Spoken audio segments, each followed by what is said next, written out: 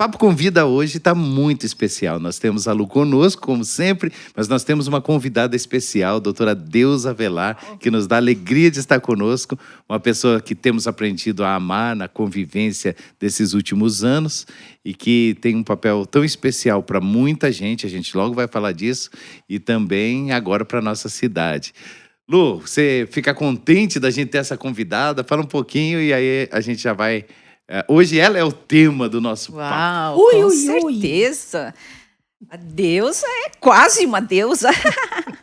Eu fico muito feliz de ter a deusa com a gente, porque ela tem acrescentado muito nas nossas vidas, ela tem muita experiência de vida, ela tem muita experiência com Deus, ela tem muita experiência de consultório, muita experiência de conversa, de papo, né? De todo tipo de papo. Dá muito papo, né? Dá muito pano para manga, dá muito papo com vida mesmo. Então eu estou muito feliz. E o nosso pessoal que está esperando um papo com vida está nesse lugar certo. Deusa, bem-vinda. E lá vamos nós. Por que Deusa? Por que te chamam de Deusa? Qual é a sua divindade? Quer saber mesmo? Quero.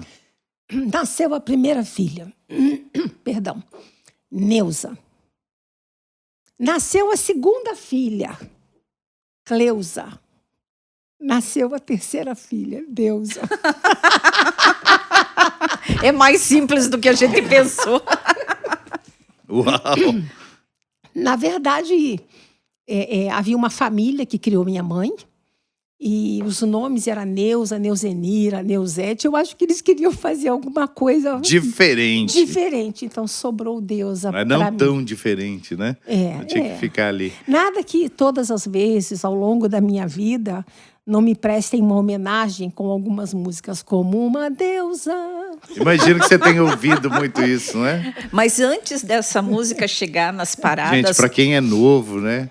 Essa música era o tema de um personagem chamado Reginaldo, de uma novela bem... Não sei, ele sabe uma tudo, outra mas época, ele não assistiu. né? Ele assistiu. Então, Ele foi estudar para saber a origem da música. Será que o pastor É uma Juliano música de assistiu? uma cantora chamada Rosana. Rosana, mas vamos lá. Então, falando um pouquinho, doutora Deusa é psicóloga e a gente sabe que uma das coisas que mais pega aí são os traumas na adolescência, na infância e tudo mais. E aí, muito bullying na escola com a história do nome? O que eu ia perguntar. Você sabe que eu não me lembro disso? Fale mais sobre isso. Eu não tenho lembrança de bullying. Uhum. Na verdade, eu acho que meu nome nunca me incomodou. Exceto quando surgiu a música da Rosana. E aí foi. Todos os lugares que eu ia palestrar, dar cantavam cursos para e tudo você em mais, tudo que é canto. as pessoas resolviam me fazer uma singela homenagem, sem saber que todos os lugares por onde eu passava resolviam fazer, né? Então, é igual se pizza, tornou né? frequente. Quem viaja ministrando, as pessoas no final da ministração oferecem pizza. E para aquelas pessoas, naquela noite, elas estão comendo pizza. Sim. Aí o ministrante vai para outra casa no outro dia. Pizza. Naquela noite, aquela família vai comer pizza. E mas na outra, meu pizza. nome nunca, eu diria que não me incomodou. Assim, você fica desconfortável com um nome que dá muitas piadas, dá muitas brincadeiras. Não, faz parte. Teu nome é Deusa, mas quem é você? Então, quem eu sou? Uma mulher de 65 anos. Adoro a minha idade, né? Na verdade, eu sempre gostei de todas as minhas idades. Era sempre um marco. 20, lembro quando eu fiz 30, a alegria. Nossa, eu tenho 30 anos. Aí quando eu fiz 40, puxa, que legal ter 40. 50, nossa, meu Deus, que coisa boa. E 60 anos, a mesma coisa. Eu sou uma pessoa muito séria, embora não pareça, né? Muito comprometida com tudo que eu faço. Às vezes, eu mesma reconheço que legalista em termos de valores e princípios. Rigidez, né? Bem rígida mesmo. Não negocio, sou uma pessoa alegre. Eu sou uma pessoa que amo a vida, amo. Viver é bom demais. Por isso que todas as idades são boas, né? E que aprendi a experimentar, a viver a graça de Deus. E quando eu dei o curso Construindo a Relação de Ajuda, eu falei sobre algo, né? Que seria, trabalhei com vocês, assim, que palavra te define? Lembra disso? Com certeza. E a partir de uma experiência com Deus, eu diria que a palavra que me define é gratidão. Eu amo a vida, eu sou grata pela vida, eu me alegro com a vida, a despeito das vezes as circunstâncias, né? As circunstâncias, eu seria dizer da Deus assim, Juliana. As circunstâncias podem nos derrubar, porque é fato, fazem parte da vida, mas é como se eu conseguisse, no meio daquilo, transcender e olhar adiante. Né?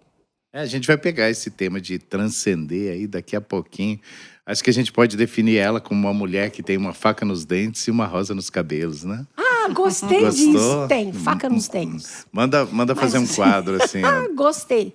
Faca nos dentes Vamos e... registrar. Uma flor nos cabelos, né? Gostei disso. Luciana, você, eu sei que tem uma experiência de usufruir desse processo de ajuda, de transformação, desse processo de conexão com a deusa como uma terapeuta.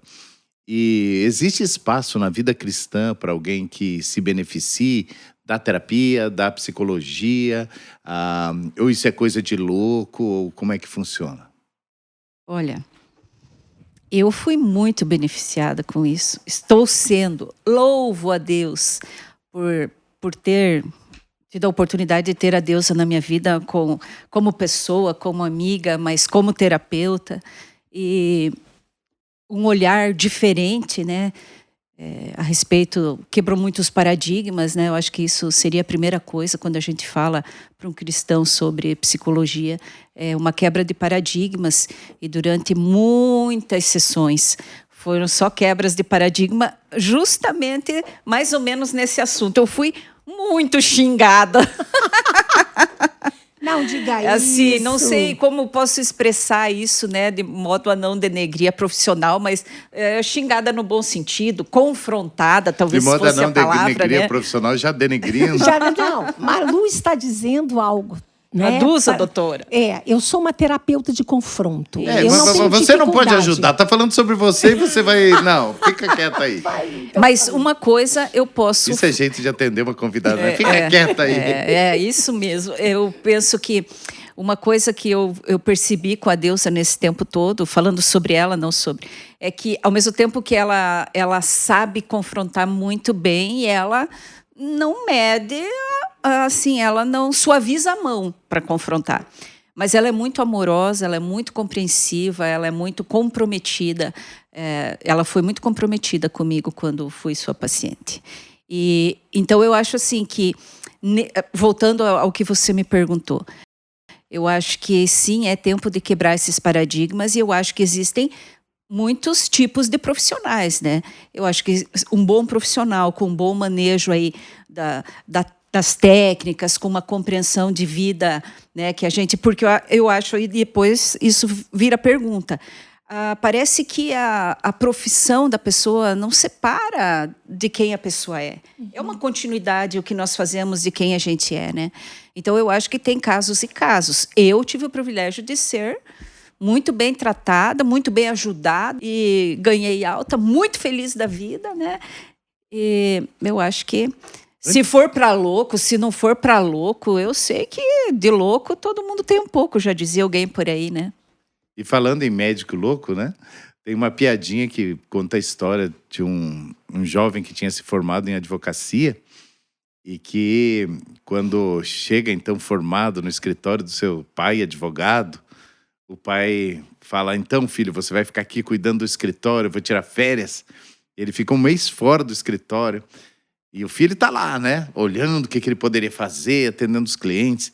Ele vê uma ação muito grande, alguma coisa lá que está há muito tempo no escritório. Ele faz alguns dos seus despachos lá e faz acontecer a história e aciona a justiça, ganha a causa.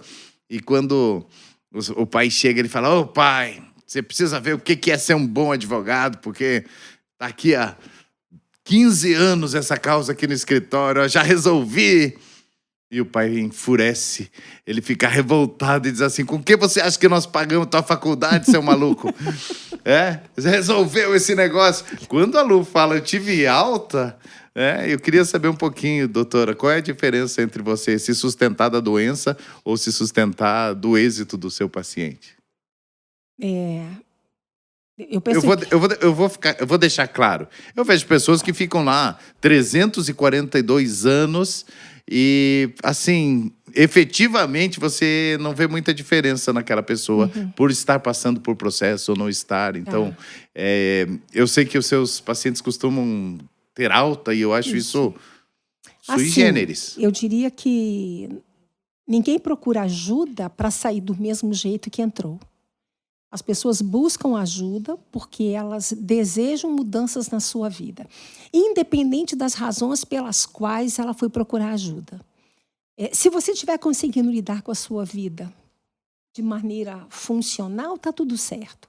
Mas quando alguma coisa interfere na sua qualidade de vida, na sua saúde emocional, na sua saúde mental, gestões pessoais que você não consegue fazer, significa dizer que você pode.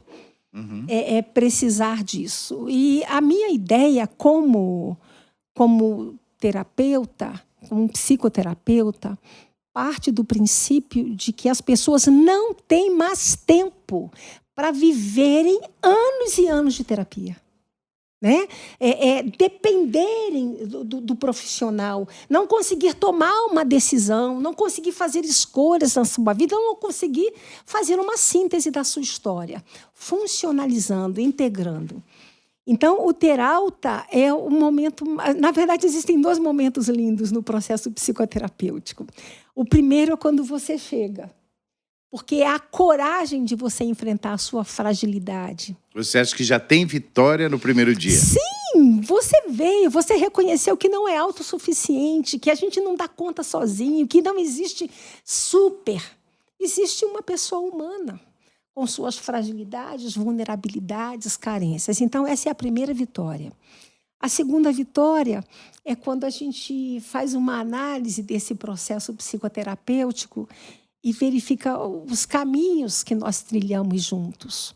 As aprendizagens, as integrações emocionais, as curas, as restaurações, as integrações. E você olha e diz assim, eu tenho condição de construir, de fazer uma carreira solo, né? E com a autonomia, com a maturidade, né? Para se olhar, para se enxergar, para tomar a sua vida nas mãos, para tomar a sua história nas mãos e ressignificado seguir. Esse momento, ele é tão ou mais maravilhoso do que quando a pessoa chega buscando ajuda, né? Interessante. Ela falou de algumas coisas, autonomia, maturidade. Talvez o desejo que a gente tenha mesmo é de conseguir tocar o barco sozinho. Isso. Mas reconhecer que em alguns momentos da vida seria bom que alguém estivesse remando conosco. Isso. Porque algumas vezes no anseio de remar sozinho a gente acaba não chegando na outra margem. Exato. E tem muita gente afundando seu barquinho aí. E ter coragem de enxergar as nossas... eu não sei, eu não gosto muito da palavra, mas as nossas debilidades, as nossas vulnerabilidades. Insuficiências. As nossas insuficiências, as nossas incapacidades. Há processos que a gente tem dificuldade de lidar. E eu diria, como especialista em traumas, né, talvez como logoterapeuta e posteriormente especialista em traumas,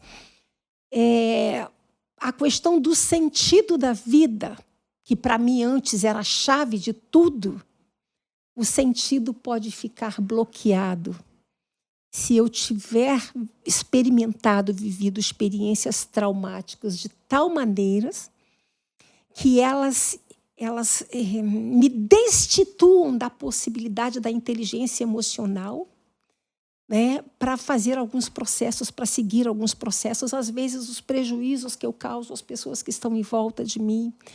Então, quando você trabalha esse repertório de memória emocional, que no presente pode trazer uma configuração de uma pessoa não adaptativa e disfuncional, eu diria que o profissional da área de saúde emocional responsável, bem intencionado, comprometido com a ciência, comprometido com as técnicas e as abordagens, né? Ele pode fazer um trabalho fantástico, sabe, Juliana? Quando a senhora está falando sobre logoterapia, nós estamos falando de Viktor Frankl, aquele Viktor psiquiatra Frankl. judeu que ficou preso, austríaco, nazista, que ficou... e que fala Em Busca de Sentido, talvez o livro que agora está na moda, um pouquinho dele e tal. Lu conhece o trabalho de Frankl, se sente bem com essa ideia de que é o sentido da vida que nos dá um rumo para a gente trabalhar também os nossos conteúdos do dia a dia? Sim, com certeza. Conheço também um pouco o livro, né? E penso que é uma inspiração, né? Esse homem, ele é uma inspiração para os profissionais, né? Mas ele é uma inspiração para qualquer um de nós. De vida, né? De vida, né? É isso mesmo. Porque o que ele passa, os horrores que a gente ouve, que a gente lê nos livros ou assiste, né? Nos filmes que retratam o Holocausto, a gente vê ali esse homem falando, né? Meu Deus, a Quem maneira... tem por que viver pode suportar quase qualquer coisa. Isso. Então, é uma experiência assim que... Peraí. Ela falou, quem tem por que viver pode suportar quase qualquer coisa. Não, Quase qualquer como. Isso. Quase qualquer forma de vida que se apresente. Quando Qualquer você processo. compreende que nós não estamos aqui em vão, né? Aí a gente entra e precisa fazer essa conjugação, né? De compreender que existe sentido na vida, a despeito ou apesar das circunstâncias. Eu gosto muito de uma frase que ao longo dos anos seria dizer assim: o sofrimento, a vida não é sofrimento, mas o sofrimento faz parte da vida tanto quanto a alegria. E Deus está em ambos. Então, seria essa compreensão, né? E tem agora vai complicar esse negócio. Vamos virar essa mesa, que tem uma psicóloga falando em Deus aqui. Uau, a deusa falando em Deus e psicologia. Aonde que cabe esse negócio? Porque a psicologia não é cristã. Mas a psicóloga pode ser? Como funcionam os valores desse processo? Vamos pensar que hoje nós sabemos que não se pode usar um consultório para cooptar pessoas para a sua fé. Sim. Mas valores da sua crença fazem diferença no processo dos seus processos com os seus pacientes? O tempo todo e em toda e qualquer profissão. Ok? Na psicologia, eu diria que não é diferente. Eu preciso entender algo. O que eu preciso entender? O processo psicoterapêutico é uma caminhada, tá? Onde a sua formação, o seu conhecimento, a expertise, aquilo que você acumula, aquilo que você estuda, a excelência, um know-how, perdão, é isso mesmo. Traz muito de qualificação do teu trabalho, ok? Mas a compreensão do sentido da existência, a compreensão de que Deus tem um projeto para a tua vida, Deus tem um projeto para a tua vida, e muitas das vezes a gente não consegue realizar, entender e viver aquilo que Deus tem para as nossas vidas justamente por causa das nossas travas emocionais. Então, o processo psicoterapêutico, por exemplo, ele não é um discipulado, nunca. Não é nem ético, tá? Mas eu preciso olhar para aquela pessoa numa perspectiva do olhar de Deus. Numa perspectiva de que é alguém que na sua fragilidade, vulnerabilidade, no seu sofrimento, na sua dor, com quem Deus tem algo a fazer. Então, a psicologia, ela, nesse momento, nessa compreensão, ela é uma ferramenta nas mãos de Deus, tá? Para fazer com que a tua vida flua de tal maneira que você possa exercer esse trabalho e trazer as transformações que as pessoas precisam viver. né, na sua vida, na sua relação com Deus, no seu trabalho, na sua família, nas suas relações interpessoais, na sua vida profissional. Então, qualquer profissional. Deus, quando é que eu chego à conclusão de que eu preciso de ajuda? Ok, todo mundo tem uma dor, todo mundo tem um desconforto. Tá. E, basicamente, poderíamos dizer que todo mundo chega a alguns limites. Sim. Emocionais, ou eu não gosto de falar sobre mim mesmo, eu não gosto de receber um elogio. Pequenos limites, ou limites um pouco mais prejudiciais a uma história, uma carreira, como eu não consigo me apresentar bem a um cliente, eu não consigo cobrar o valor do meu trabalho na profissão. Aonde eu acho que é o limite? Que a partir dali Eu só preciso de ajuda. ler alguma coisa, ou fazer um cursinho, ou falar eu, né? Não é bem essa palavra, né? Tá. Que se diz por aí. E quando é que eu preciso, quando é que eu reconheço que é válido para mim um processo de auxílio Eu diria assim, profissional? existem alguns paradigmas que a gente precisa quebrar, tá? Existem alguns movimentos pessoais que cada um de nós precisa fazer. E o reconhecimento de que há fragilidades. E quando é que isso acontece? Quando no meu dia a dia, a minha vida, ela passa a ter prejuízos. Os meus relacionamentos passam a ter prejuízos. O meu trabalho, ele está muito aquém do que eu poderia. Às vezes, o meu sucesso em algumas áreas da vida, as minhas relações familiares com o meu cônjuge, com os meus filhos, ou mesmo quando eu identifico a minha incapacidade de lidar com determinadas demandas. Seria mais ou menos dizer assim, eu não estou dando conta disso. Eu não estou dando conta. Seria dizer que algumas situações da vida são muito maiores do que a minha capacidade de lidar com elas, né? Então, eu diria... Então tem a ver com o desejo de estar em uma circunstância, uma situação diferente na vida. Um desejo de poder assumir o protagonismo dessa vida que até então eu estou meio... E um pouco de humildade, né, Juliano? Porque se eu achar que eu sou boa em tudo, que está tudo certo, que a vida flui, independente de ter coragem de me olhar no espelho e constatar que há determinadas áreas com as quais eu não consigo lidar sozinho, entendeu? Isso demanda humildade para que eu possa chegar e dizer assim, Deus, eu preciso. Não estou conseguindo lidar com... Mas muitas vezes eu na minha vida fiz isso. Há coisas com as quais eu não consigo lidar. E eu não tenho que lidar porque sou psicóloga. Não existe isso. Há áreas. Então, essa coragem, né? Essa coragem de tocar naquilo que pode ser para mim um grande gigante, um grande... E dizer para aquelas pessoas, aquela pessoa que está próxima de mim e que eu confio. E aí entra, né? Eu tenho que ir direto para um terapeuta? Ou, por exemplo, eu posso procurar a pastora, eu posso procurar o pastor, eu posso procurar um conselheiro. Mas se for o caso, até conhecemos pastores por aí, né? Exatamente. São gente boa, tem podcast. Exato. Então, estamos nós aqui. Agora, eu diria que essas lideranças, né, precisam ter a maturidade de reconhecer o seu limite no sentido até onde, do ponto de vista de um aconselhamento, eu posso ser efetiva na ajuda, ou até aqui eu vou, daqui para frente nós precisamos buscar alguém. E aí eu preciso dizer algo sobre a psicologia, né? Eu tenho um amigo em Brasília que ele diz assim, Deus, a psicologia está morrendo, né? Tomou minha xícara. Vou botar café para mim. Lu, quer café? Quero, porque esse café tá...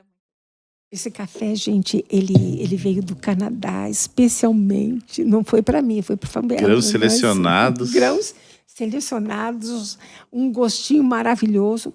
Mas eu diria assim, a gente tem um grande comprometimento em termos de formação do profissional hoje. Tá? Vamos voltar um pouquinho. O seu amigo de Brasília Ele diz... diz que a psicologia está morrendo. E a credibilidade dos profissionais na área da psicologia, ela é questionável hoje. Eu assino embaixo. Como média. Como média. Como grande maioria. Não é média.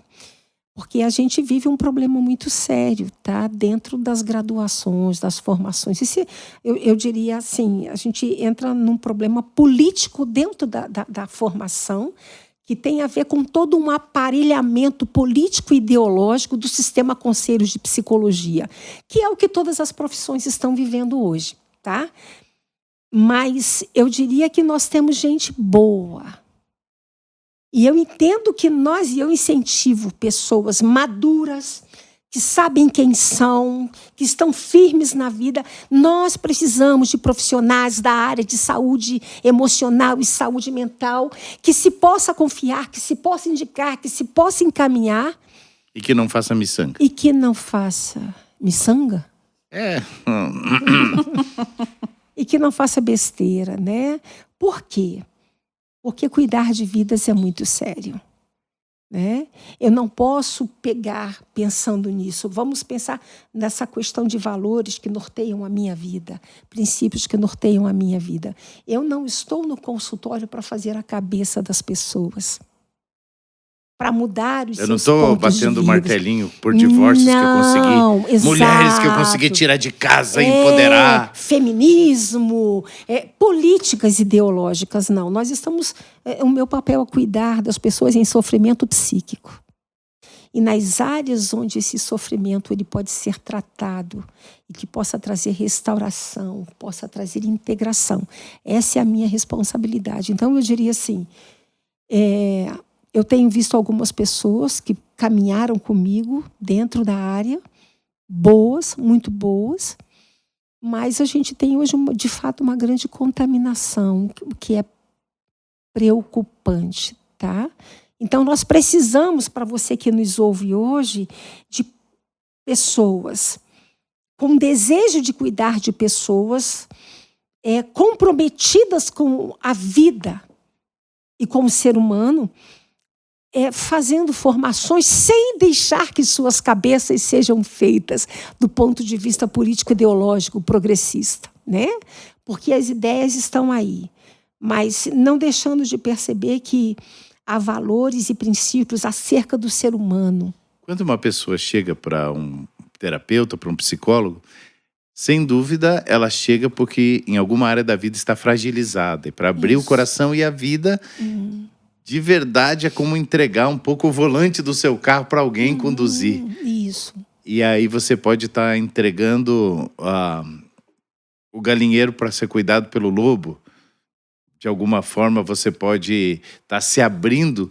E isso tem a ver também com o que nós estávamos falando antes, que você não pode usar o consultório para cooptar uma pessoa para a sua fé. Exatamente. Então... E a gente concorda com isso absolutamente. Estamos no mesmo lugar, certo? Certo. Então eu não posso fazer com que uma pessoa... eu não acho que diante de Deus, pelos nossos princípios e valores, isso ou isso sejam opções, mas eu não vou impor às pessoas esses nossos valores...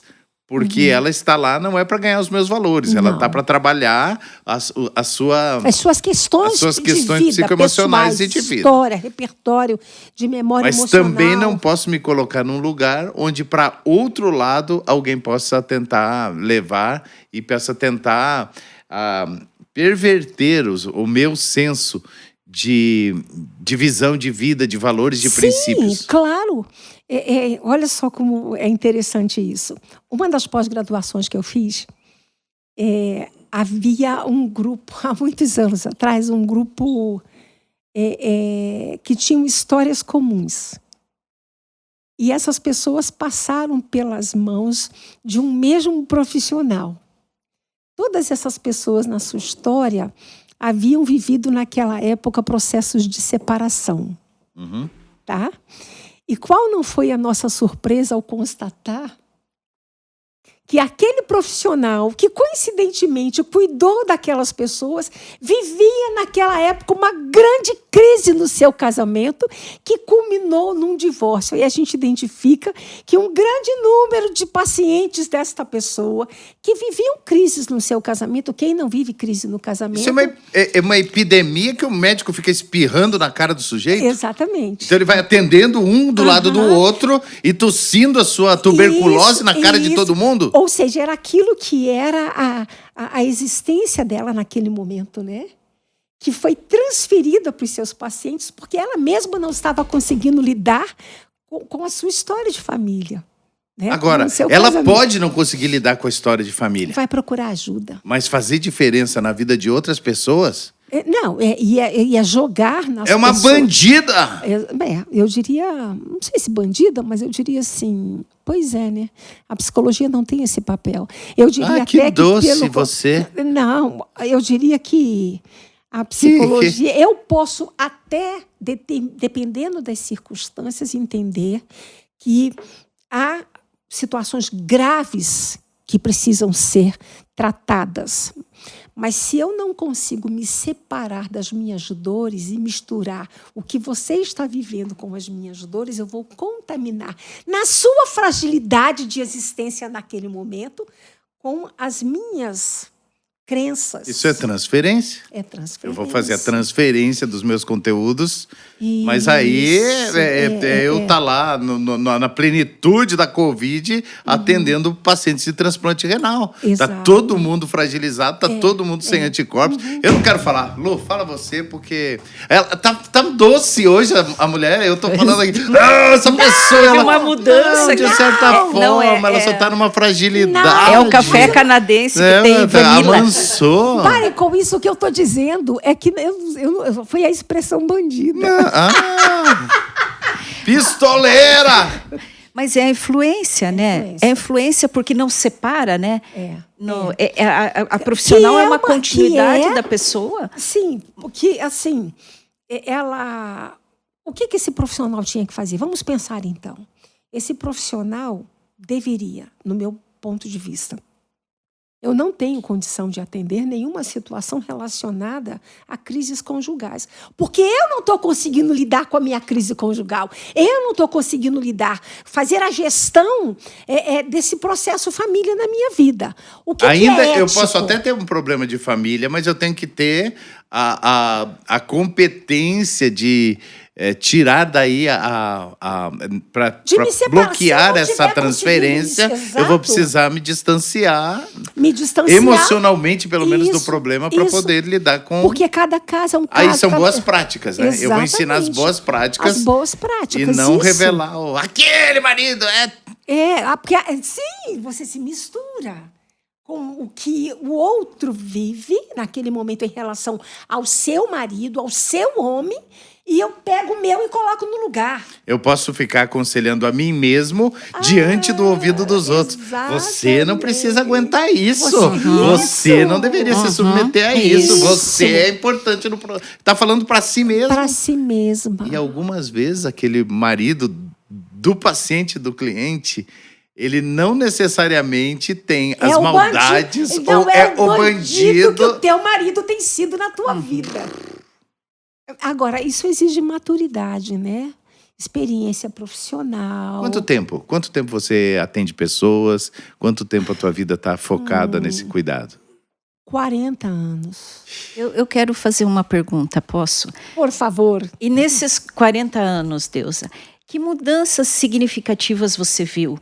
Assim, nas demandas dos pacientes. Teve uma mudança brusca, há 20 anos atrás tinha determinadas características, isso mudou muito, até chegar aqui na nossa pós-pandemia. Como se a gente dissesse para um médico que estava atendendo lá atrás a gripe espanhola. Falar, naquela época era isso, hoje é isso, hoje tem mais isso, qual o foco? Tá.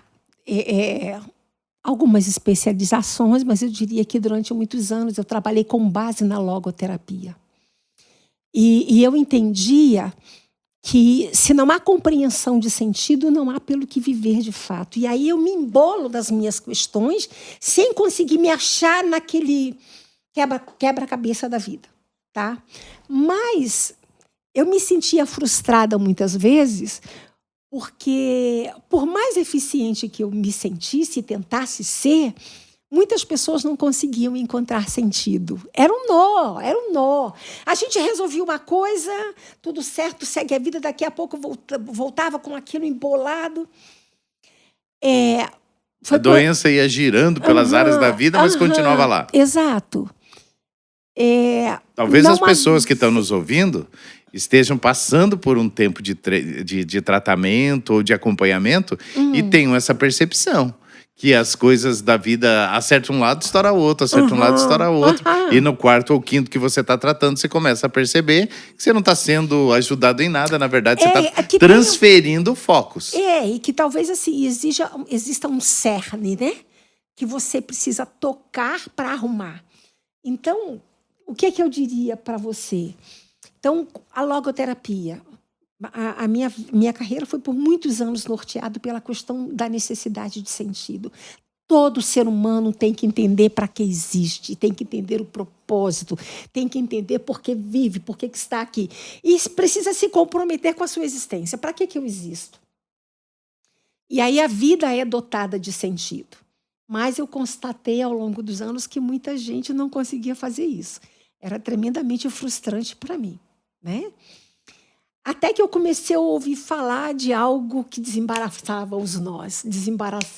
Eu levei anos esperando isso, até que eu conheci a terapia de reprocessamento, né?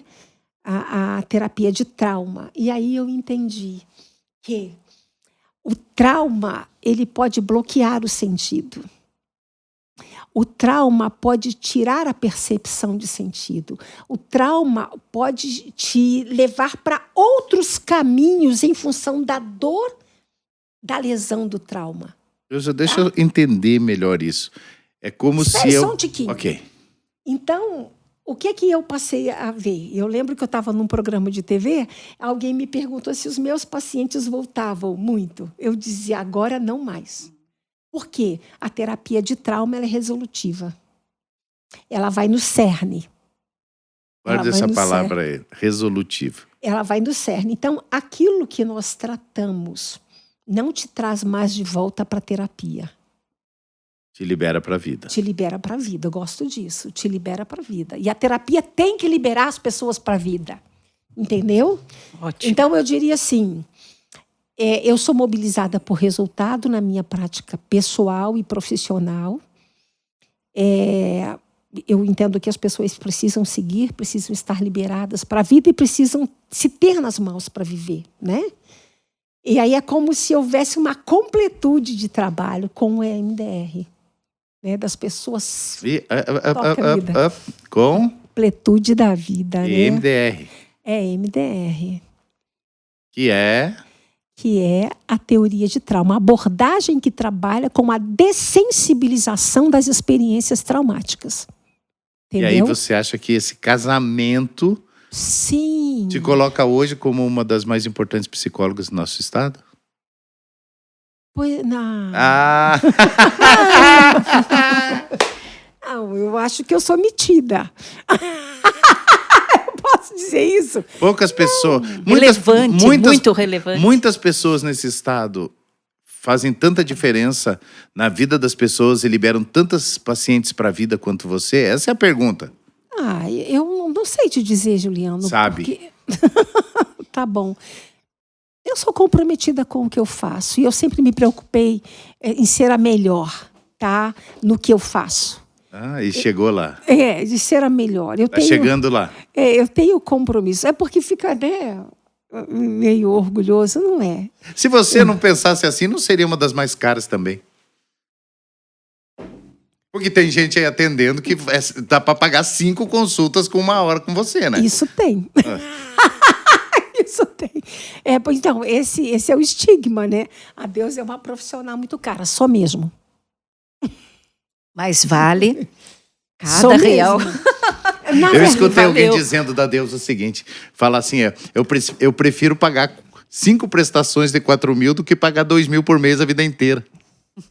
Mas essa experiência que eu tenho, Juliano, de ver pessoas que, por exemplo, precisa de ajuda, mas eu não vou na deusa porque a deusa é muito cara. Meu Deus, com todos esses anos de experiência. É a história de que você não dá valor ao conhecimento até conhecer o preço da ignorância, né? Exato. Aí daqui, vamos imaginar, 4 anos essa pessoa me busca. E aí eu olho para ela e assim, quando alguém é terapeutizado, né, você vê níveis de amadurecimento. Terapeutizado. Opa, essa expressão também. Olha, Lu, você já sabia que você está nessa classificação? Eu estou descobrindo você hoje, fui revelada hoje. Terapeutizada. Não, mas é. Vou ter que registrar. Então, quando alguém chega, eu fiz 4 anos de terapia, aí você pergunta assim, qual a abordagem do profissional? A grande maioria das pessoas, isso é um alerta para quem... É terapeutizado. Para quem está em processo psicoterapêutico. Qual a formação do teu profissional? Uma universidade, uma graduação não é suficiente para lhe dar a competência que você precisa para que você esteja caminhando com pessoas em processo. Porque você, na graduação, você vê o geral. E toda a formação ela requer especificidade, que são especializações de fato. Eu posso, por exemplo, me especializar em terapia familiar sistêmica. É aí que entra o comportamental, ainda que entra várias... psicanálise, aí que entra a familiar sistêmica. Exato. Então, Gestalt, meu Deus, diversas abordagens, behaviorismo. E aí a grande maioria das pessoas... Elas procuram um profissional, não sabem a formação, não sabem a experiência, se submetem a processos psicoterapêuticos sem saber por que caminhos vai andar. Então, por exemplo, na minha clínica, né, eu tinha no corredor da clínica, que levava para a minha sala todas as minhas certificações, todos os meus diplomas. Por quê? Porque eu quero que as pessoas vejam. Você tinha um longo corredor? Tinha um corredor. Então, tinha. 25 metros de corredor. Então, por quê? Porque eu quero que as pessoas... Ela é rápida, né? Eu faço questão que as pessoas me façam perguntas. O que você quer saber de mim?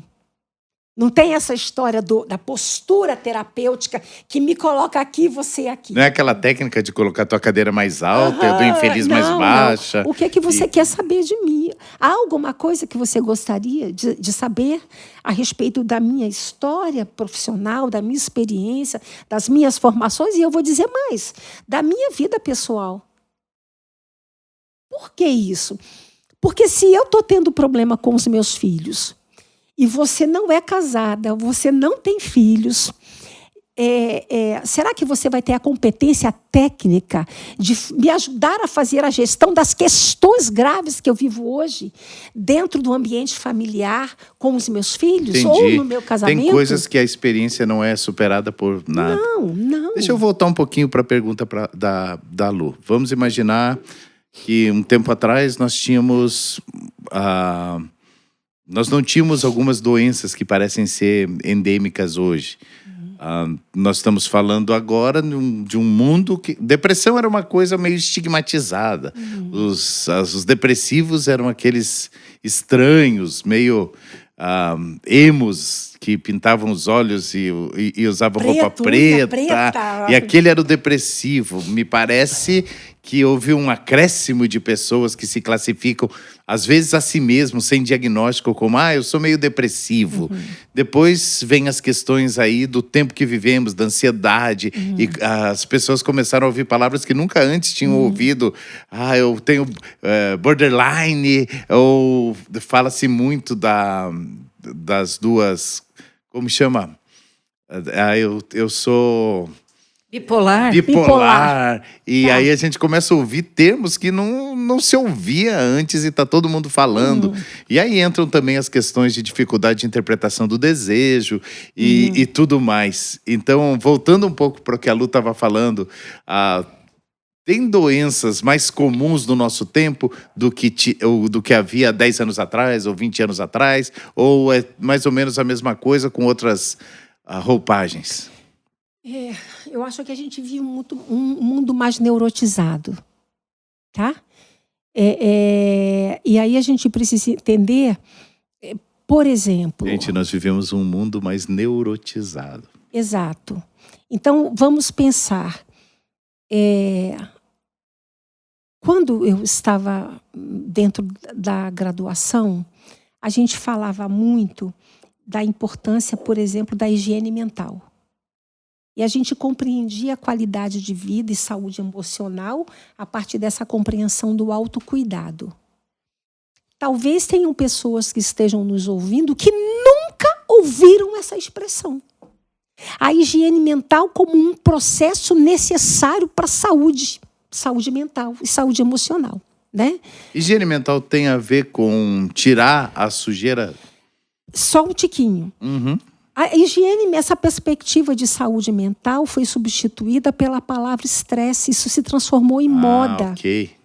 Então, não se falou mais, mas assim, todo mundo está estressado, todo mundo está estressado, todo mundo está... eu estou estressado. O que é o estresse, né? O estresse existe, ele é real, ele é necessário. Estresse significa síndrome geral de adaptação. E é toda a situação que eu vivo que me coloca numa posição de um nível de exigência, de cobrança, de tensão maior. Faz parte da vida. Dá a definição de novo aí, porque a gente ouve muito de estresse, até que enfim alguém diz o que é isso. Estresse significa síndrome geral de adaptação. O que isso significa dizer? É quando eu estou vivendo num nível de cobrança muito maior. Quando eu Autocobrança. Autocobrança ou cobrança de profissional, também. externa também, né? Mas virou moda dizer que eu estou estressado. Então, de alguns anos para cá, fulano está estressado. Eu estou muito estressado. As pessoas não sabem nem o que estão falando. Parece sinônimo de produtividade ou de algo como do se seu fosse tempo. Um troféu. Uhum. Então, é como se estar estressado tenha se transformado num troféu. Né? Então, nós fomos evoluindo, né? E aí é ignorância pura. Evoluindo. É contágio social, tá? Por você ficar ouvindo. Então, a gente saiu desta fala que não tem nada a ver realmente com o fato da existência, aí a gente caiu na depressão. E aí nós fomos vivendo situações de fragilidade da existência humana, porque tem a ver com as próprias desestruturações dentro das famílias. Né? Hoje a gente está dentro do quê? A ansiedade. Eu não vou considerar pós-pandemia, tá? Porque eu diria que aí sim, de fato, nós tivemos uma situação social no contexto mundial que nos levou a esse lugar de ansiedade, de insegurança. Tá? Todos nós. Mas, anterior a isso, a gente já vive uma existência ansiosa. Eu lembro de uma família... Uma existência ansiosa. Uma existência ansiosa. Eu lembro como uma pressão global ou como um ambiente psicológico, emocional já apertado, opressor. De fragilidade mesmo, né? As pessoas não dão conta de muitas coisas mais hoje. Então, a vida, as famílias estão fragilizadas, Juliano, formando pessoas fragilizadas, gerações infantilizadas, imaturas, não preparadas para a vida, para as demandas da vida, sabe? Então, a gente vive um contexto de ansiedade generalizada. Um contexto de ansiedade generalizada. Não saber o amanhã, insegurança. Não saber o amanhã, insegurança. Não lidar com... Será que meu filho vai dar certo? Será que a minha filha vai dar certo? Ou pensando, por exemplo, nos jovens, nos adolescentes, que despreparados para as demandas da vida, tudo é um problema. Né? Então, a gente tem a evolução dentro do contexto social de posturas, de comportamentos que estão associados a um contágio social mesmo, sabe? Daquilo que é dito. Se é dito, eu estou. Se é dito, eu vivo. Gostei dessa, gostei. Eu quero essa aí para mim. Exatamente. Então, a gente tem uma sociedade hoje fragilizada, vulnerabilizada, e pessoas que não conseguem lidar com a sua própria história, com as suas questões, com as demandas da vida, como aquilo que é normal, as crises.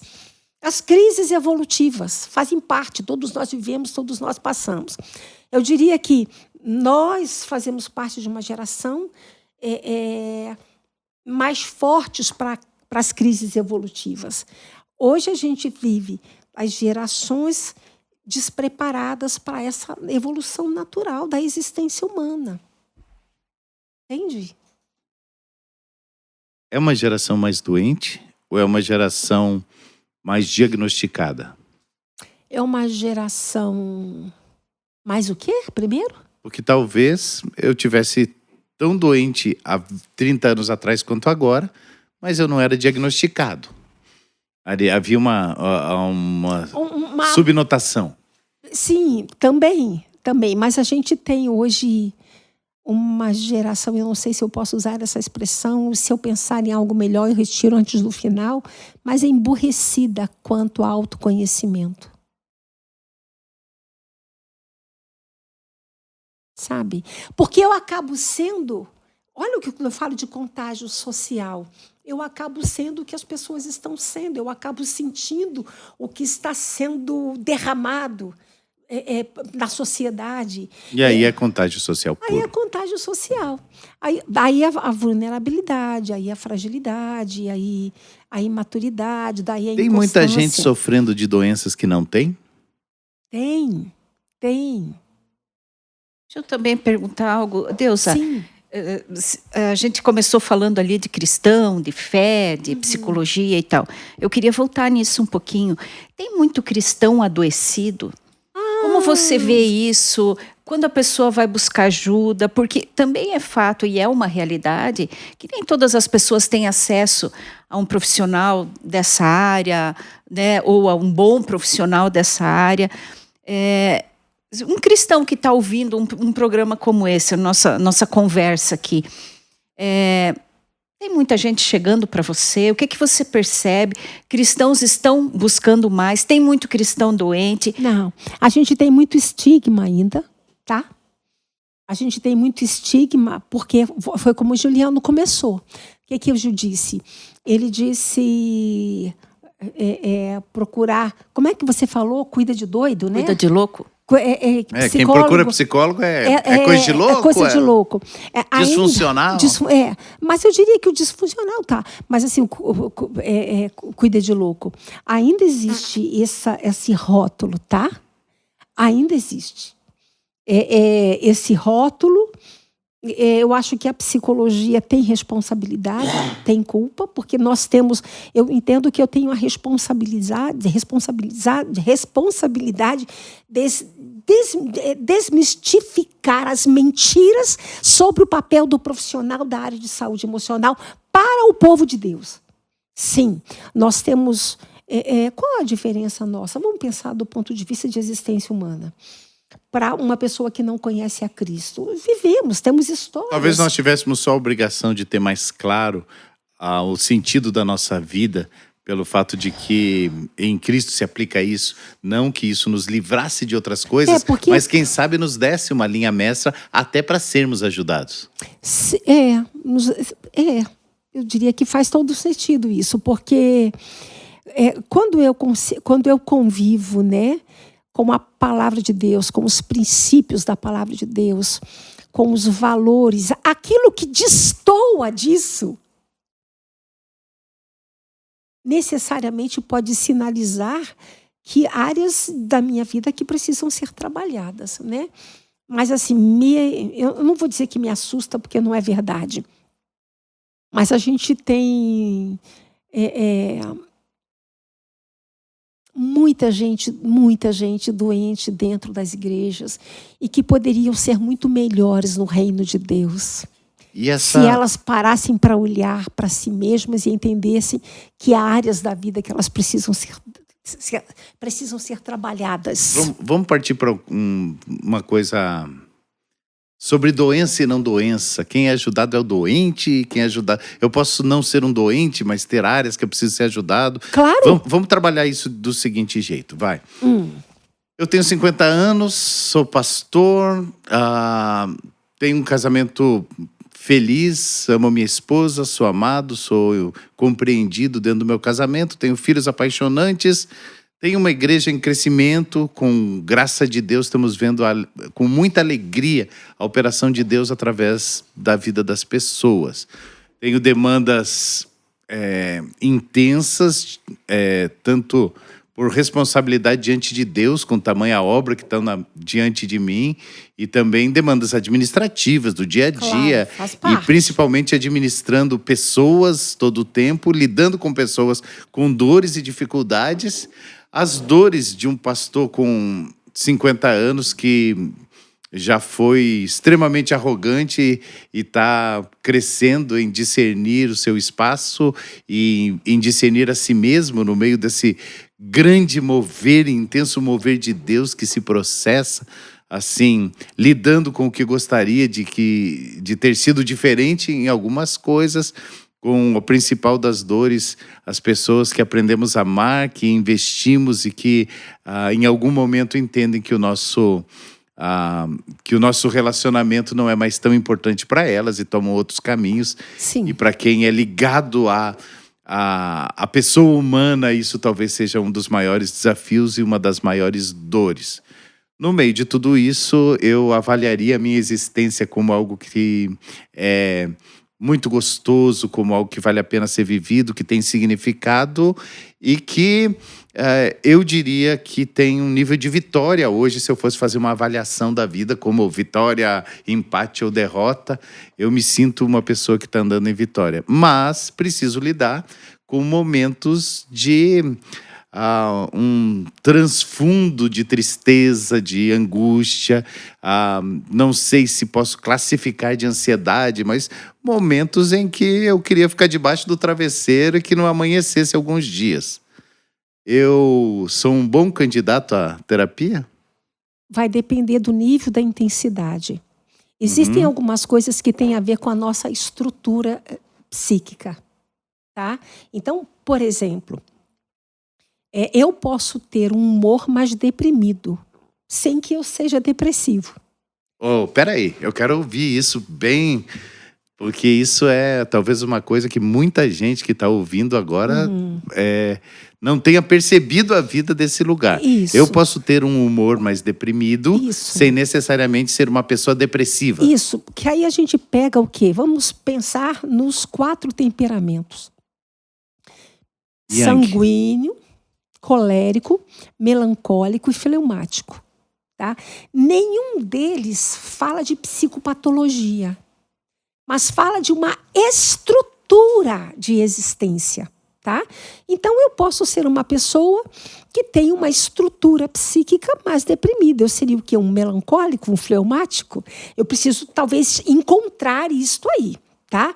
Mas isso não significa que eu, do ponto de vista psicopatológico, seja alguém dentro de um quadro de um transtorno depressivo. Mas isso tem a ver com a minha própria maneira de enxergar a vida. Ok? Por exemplo, quando eu falo da minha maneira de estar no mundo, eu amo a vida. Amo. É a sua pessoal. Eu, deusa. Tá? Meu Deus, viver uma coisa maravilhosa. A minha existência, quando você falou de você, eu vou vir para mim um pouquinho. Sim, eu olho para a minha vida aos 65 anos e digo, Deus, que coisa legal. Tudo foi legal. Mesmo os momentos não bons. Mesmo os momentos de sofrimento. Mas o que eu quero dizer? Não agradáveis. Não agradáveis, enfim. Mas eu preciso conhecer a minha estrutura para ver o quanto alguns funcionamentos estão sendo prejudiciais, tá, à minha existência. Ao que eu faço, às pessoas ao meu redor, ao que eu desenvolvo, as coisas nas quais eu estou envolvidas. E aí ver o que eu consigo lidar e o que eu não consigo. Então, ser ou não um candidato a um processo psicoterapêutico depende muito dessa minha coragem de fazer essa análise. Eu não... Vamos pegar você. Quando você diz assim, há momentos em que eu quero ficar com a cabeça embaixo do travesseiro. Eu diria, quem não tem esses momentos? Quem foi que disse que a vida é a gente rir o tempo todo? Quem foi que disse que a vida não traz demanda de choro? Mas isso é a prevalência nesse lugar que pode definir a minha necessidade de ajuda para sair dele ou não. Entendeu? eu não quero tirar a cabeça debaixo do travesseiro. Eu quero ficar aqui. Aí vamos lá, eu não consigo sair daqui sozinho. Opa, é outro nível. Aí é outro nível. Então, a gente ter essa capacidade de fazer essa análise. E quando nós falamos de, muitas das vezes, os líderes, os pastores, serem peça-chave nesse processo de ajudar as pessoas a entenderem quando a sua demanda ela é uma demanda de um aconselhamento ou uma demanda de busca de um profissional para tratar destas áreas em que ela não consegue, e que o aconselhamento pastoral não me permite avançar, né? Aí a gente entra num assunto, posso eu entrar no assunto? Que é pensar o quanto a gente precisa cuidar dos líderes. Quem cuida de quem cuida. Cuidando de quem cuida, né? O quanto os líderes, eu diria assim, se a gente pensa na membresia da igreja, e eu falei, as nossas igrejas estão cheias de pessoas doentes, né? Do ponto de vista emocional. Mas aí nós que estamos na liderança do corpo de Cristo, né? Chamados a um ministério, precisamos nos ter nas mãos para que nós sejamos instrumento nas mãos de Deus na condução e ajuda dessas pessoas. Até onde nós podemos ir numa perspectiva bíblica, numa perspectiva de aconselhamento pastoral, mas ajudar essas pessoas a enxergarem quando o nosso limite impede está que elas... sendo Isso, exato. Até aqui eu posso ir. Então, mas eu preciso me ter nas mãos. Então, a gente tem duas coisas. A importância de cuidar das nossas lideranças, tá? Cuidar dos nossos pastores. Para que eu não tenha gente muito ferida, exatamente, disfuncional, cuidando de gente ferida e talvez fazendo doente, aquelas transferências. Cuidando de doente. Que é aquilo que a gente está falando. Só para fechar esse ponto, já que falamos pessoalmente, você acha que existem pessoas que são plenamente funcionais, que, como todos têm dores e que podem aproveitar-se de um processo psicoterapêutico para expandir limites? Claro. Não para ser curados das suas dores e debilidades, mas eu vou até aqui e ainda que não esteja doente, eu quero sair daqui, eu quero alcançar um lugar novo, eu quero expandir. Mas eu entendo que o processo psicoterapêutico faz isso. Não sei se a gente chegou a falar um pouco antes sobre isso, mas assim, é impressionante como na minha experiência, tá? Vamos pensar, a pessoa vem resolver uma questão pessoal de um trauma de infância, ou de uma crise no casamento, ou de uma crise com Deus, não importa. Mas o que eu percebo? Que a gente amplia isso, e a grande maioria dos meus pacientes, eles conseguem depois olhar para a sua vida em todos os aspectos. E aí, assim, pessoas que, do ponto de vista profissional, por exemplo, viviam de forma muito limitada, mas com um processo de integração emocional, a gente pode pegar esse veio, né, dessa integração emocional, trazendo novas possibilidades, autoestima, olhar para a vida, acreditar que pode, acreditar no que faz, ter coragem, ousadia, proatividade. Nossa, isso é maravilhoso. Palavras de encerramento, Lu.